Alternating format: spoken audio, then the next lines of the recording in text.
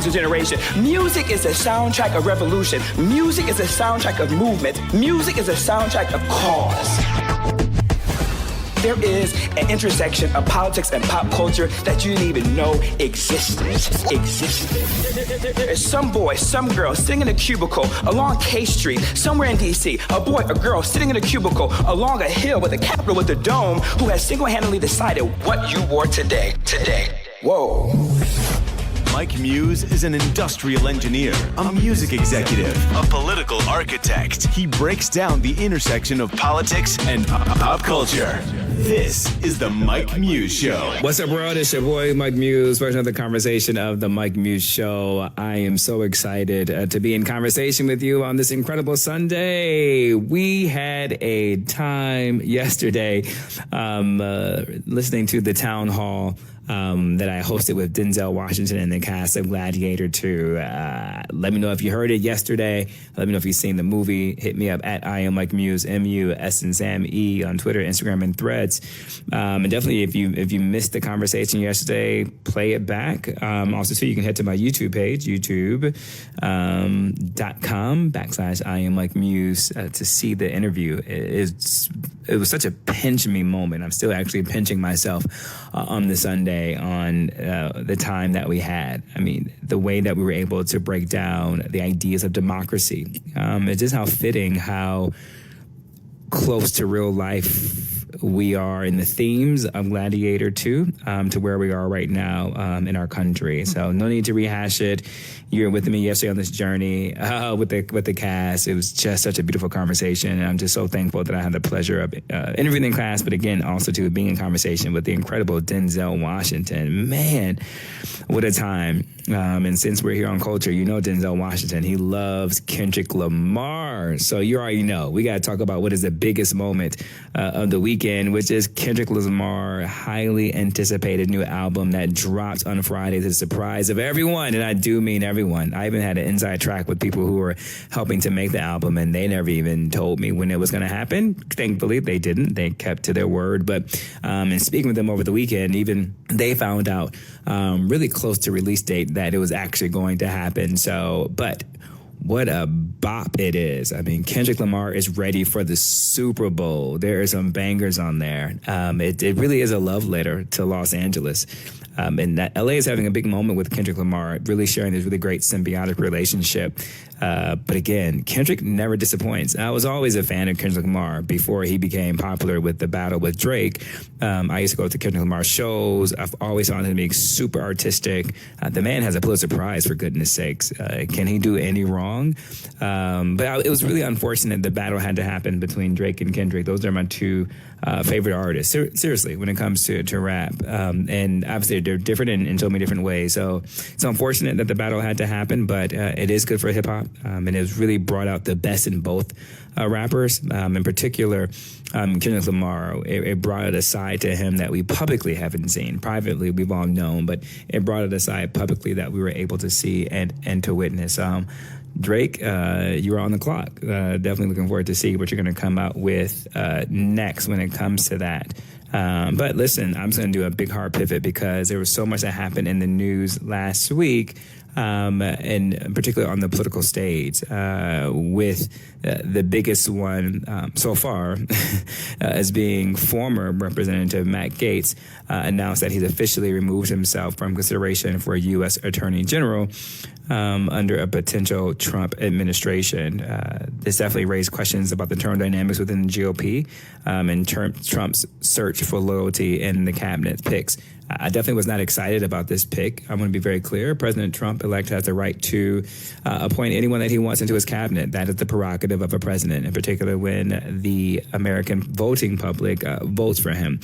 But just because you are loyal doesn't mean you should be receiving cabinet picks that you are not qualified for. For these type of things, you pick your most loyalist people to do things such as, be the head of the Office of Public Engagement, or maybe a nice cushiony ambassadorship role. But to really hit the Department of Justice, that is so critical, in particular when former Representative Matt Gaetz has said that he wants to reimagine the Department of Justice. He wants to reimagine the FBI and the CIA, and that he wants to assist President-elect Trump on his path to revenge, and retribution. That's what word that President-elect Trump has used, retribution. And so when you have someone who's a loyalist, such as Matt Gaetz, it brings into question, could he adhere to that theme that all lawyers and prosecutors adhere to, where they prosecute based upon the facts of the case without fear or favor. And for me, it's the favor part that locks in, right? Not doing things out of favor, but doing things out of the pursuit of justice. He has, as a result, he's former because he resigned from Congress.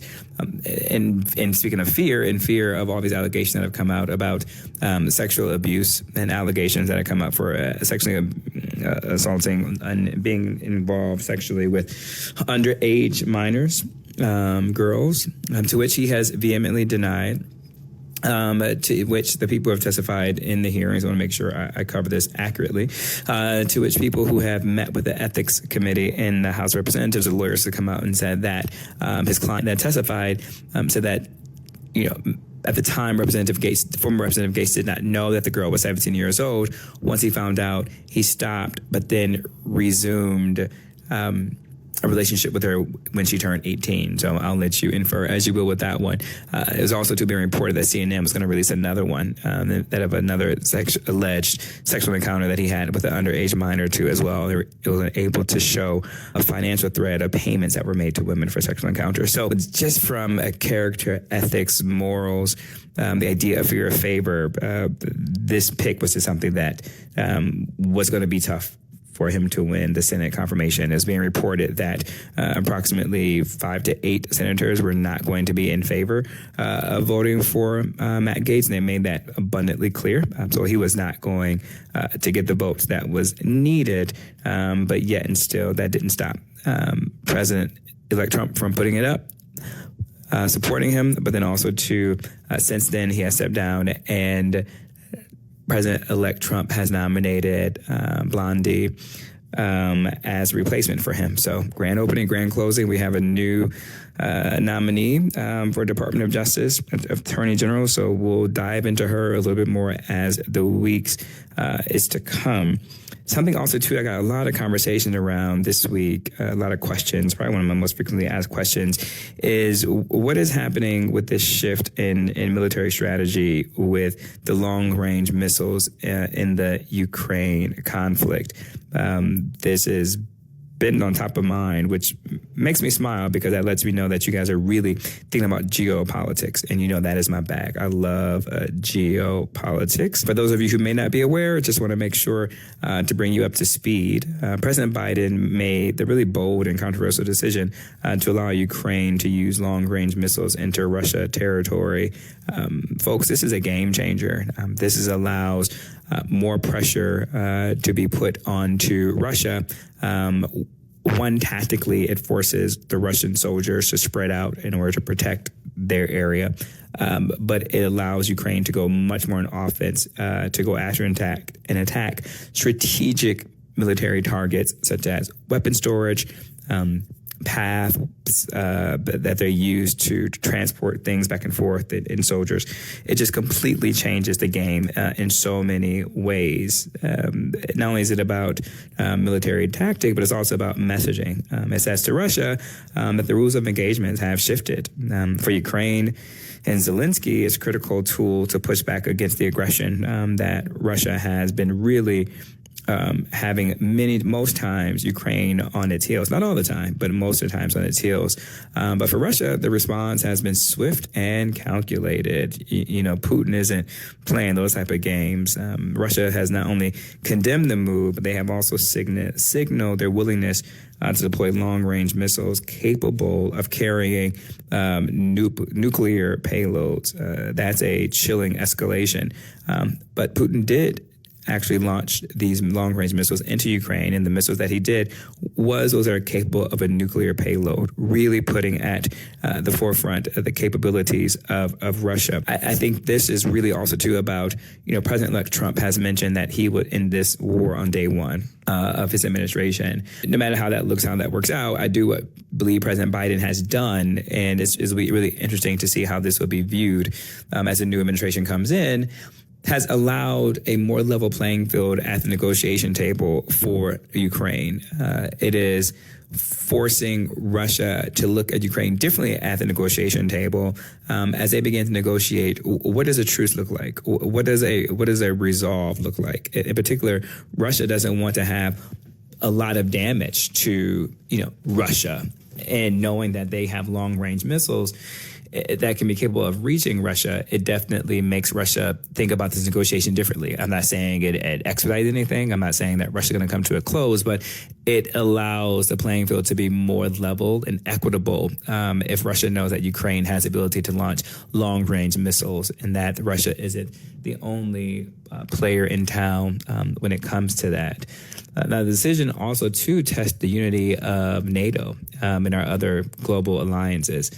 Are we ready for the ripple effect of this move? One, the strategy here is both aggressive and precarious. And let's not ignore the human cost and what it means for civilians to be caught in the crossfires of escalating tension.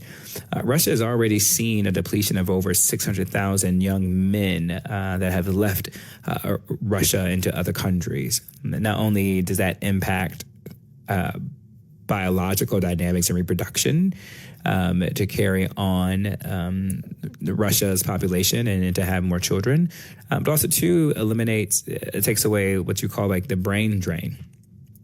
Most of these young men that have left the country in fear of having to fight, they were of economic means, and that's putting that into quotation marks because Russia is really interesting when it comes to the dynamics of economic and class and wealth. There's a big gap between the haves and the have-nots, but these individuals who had the money saved up, they were able to leave and flee other countries. The question is, do they return?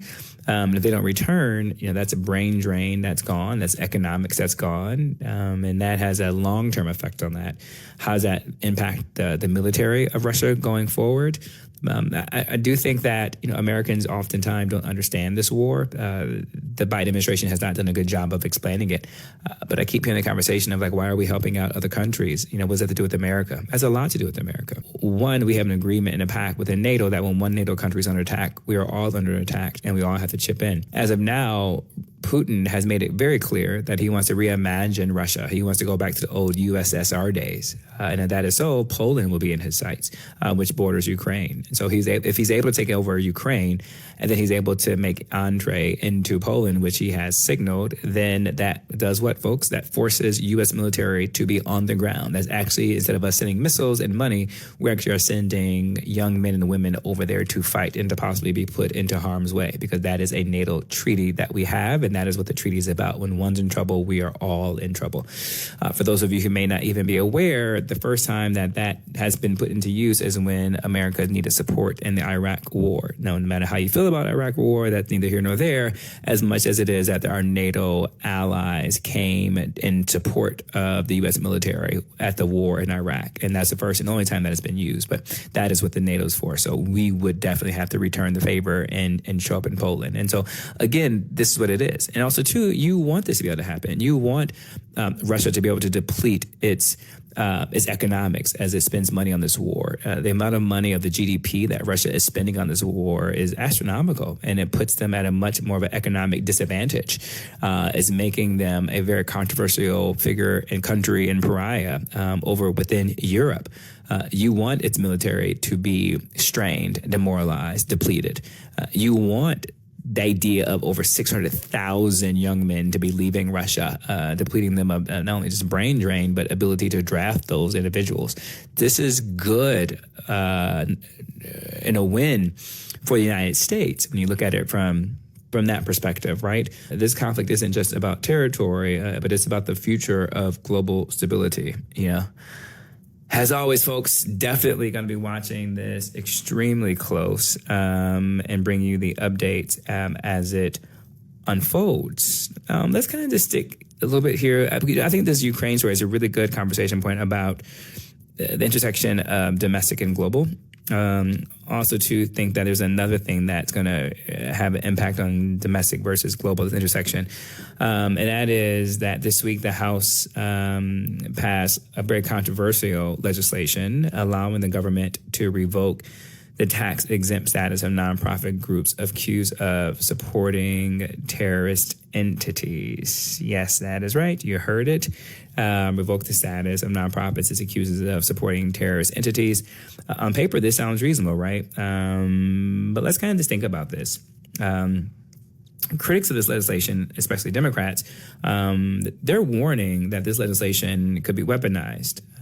Imagine the power this gives to an administration, in particular a Trump administration, to go after organizations it views as politically inconvenient. And we all know President-elect Trump on the campaign has really talked about persecuting his political enemies, who he sees as adversary. And that's why he wants an attorney general that he can use to weaponize and politicize the Department of Justice. Ironically, what he has been wailing against is exactly what he wants to do. Which, by the way, is not true. It's not proven. The Biden administration and Biden's Department of Justice, also, too, to be clear with that, there's a separation of church and state. President Biden does not dictate let me back up even further. Jesus Christ, back up even further. No president tells the attorney general what to do and what to go after. They work in partnership, but they don't. The U.S. Attorney General works on behalf of the people and not on behalf of the president. The president has his own attorneys. Let's be clear. The president has his own attorneys, which is the White House counsel. Right. So, and that's all presidents, not just Biden or Trump. This is what it is. So there's always been a separation when it comes to attorney general. So it's always been a shock of why the President Trump has always wants to weaponize his attorney general to go after those, which is why this legislation could potentially be of concern for individuals, as President Trump could use this to target groups he deems as enemies. Whether or not there's evidence to back up those claims, there will be like a law on the books that will allow them to remove his tax exemption. But there's another layer to this, folks. When you really think about it, nonprofits often are the backbone of civic engagement and social advocacy. I was just talking about this on Friday for Ask Mike's on the Sway in the Morning Show. I was really talking to one of the callers about, and shout out to if you're listening, was really talking about, how can individuals write policy. And I was saying to connect with a nonprofit in order to help connect with a nonprofit that shares the beliefs system that you have around the policy you're trying to address, shape, or change, and to really partner with them for that. So ironically, I was just talking about this on Friday.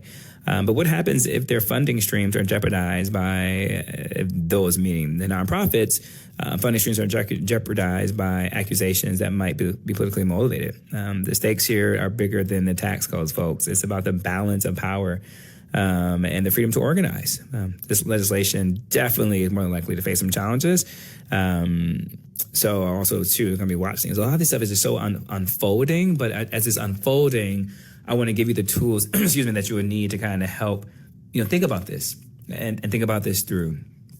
The other thing to think about as we think about this is there's a big conversation going on right now with automakers and EV regulations. And the reason why I'm leading in a lot into this, besides just the appointments, is because the work of the people goes on. In particular, when we think about this transition, it's definitely we have to look at the nominations that President-elect Trump is trying to put forward, but we also too have to look at what is the discussion in the transition. This is actually one of my favorite time periods of elections, no matter who is coming into office or who's going out of the office. This is when you really see American democracy at play. And the idea of the transfer of power, the peaceful transition of power, right? This is also true when America tends to be most vulnerable to national security, is when we are in between presidents and transitioning presidents. And this is also to that moment where you see, the current administration. This is traditionally not just between Biden and Trump, but this is typically where you see the administration that is in power try to pass things and get the final pieces of what is going to be their legacy before they leave officially, and you see the incoming administration really inserting what their power and what their thesis is going to be for at least the first 100 days. But part of that conversation we're having right now is, again, automakers and the EV regulations. And this has to do a lot to do with climate change in the automotive industry. Ford, General Motors, Stellantis, I'm not going to miss anybody, and other automakers are in a tough spot right now. If you really think about it, they're trying to convince President-elect Trump not to scrap federal EV regulations while also not alienating him. It's a delicate dance. You have to play these mind games with President-elect Trump. This is what it is. He's very egotistical. So if you know that he's egotistical, you can really win him over through flattery. But also, too, the more critical you are of him, the more he actually goes and looks at that as being adversarial. And then what tools will he have at his disposal if he is to be adversarial? Here's the thing, folks. These regulations aren't just rules. They're a roadmap for the future. They're designed to cut emissions and push the industry towards electric vehicles, which are critical for combating climate change. Hurricanes, anyone? Remember those hurricanes we just came out of? But Trump's been vocal about rolling them back, calling them burdensome, which is interesting. They call them burdensome. The challenge, though, here is with the automotive industry is that they spent so much money already equipping their systems and plants to become the producers of EV vehicles. So this could be a detriment and set them back in different ways that are putting American automakers back. When you have foreign automakers who are really putting a heavy push on EVs. So again, making American automotive industries less competitive. As there's more EV vehicles will be made internationally, really putting more American, and particularly union workers, at a risk. This idea of not wanting, union workers and automotive workers to lose their jobs. The idea that you can't figure out a way that can combine both, and you can still make, cars with gas, but also to do clean energy cars. That's also to create a new economy, right? New workforce. So this is actually how these automotive makers are thinking. The auto industry knows the stakes. That rolling back these rules might save money in the short term, but it jeopardizes, long-term innovations and their global competitiveness. And plus the consumers, yes, you, demanding more sustainable options, really puts these automotive makers in a bind, folks. The question they'll be asking themselves and under this Trump administration, particularly in the first year, is how they navigate this political tightrope without losing public trust or momentum in the EV space. In particular, as the president has put someone up to handle these type of dynamics who is pro fracking, pro-drilling, pro-oil, pro all these things. So it definitely puts the automakers at odds when it comes to clean energy. But yeah, folks, so much has happened this week. All right. So with that being said, hit me up with all your questions you have at I am Mike Muse, M-U-S-N-S-A-M-E, Twitter, Instagram, and Threads. Let's just take a breather. Let's just take a beat. That was a lot to unpack, a lot to absorb. I don't want to hit y'all with too much at one time because, good God, the way this news is going to be happening, breaking news is going to happen immediately. I want to make sure I'm doing a good balance of providing the news, but then also to providing a respite, if you will, to talk. And I couldn't think of a better person to bring on the other side than my dear friend, my dear friend. I've known this person for so long. The incredible, the talented Lynn Whitfield is here with me. We're going to have some fun. Going to talk some movies. Going to talk about character. I don't know, all the things that Lynn Whitfield is about and wants to talk with me about, I want to talk with her about. Cannot wait to be in conversation with her on the other side. Happy Sunday, folks. Stay right there. I'll be right back.